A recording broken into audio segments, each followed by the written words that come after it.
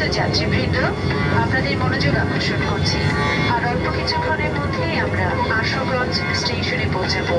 আপনারা যারা আশুগঞ্জ স্টেশনে অবতরণ করবেন, মেহেরবানি করে আপনাদের মালপত্র গুছিয়ে নিন।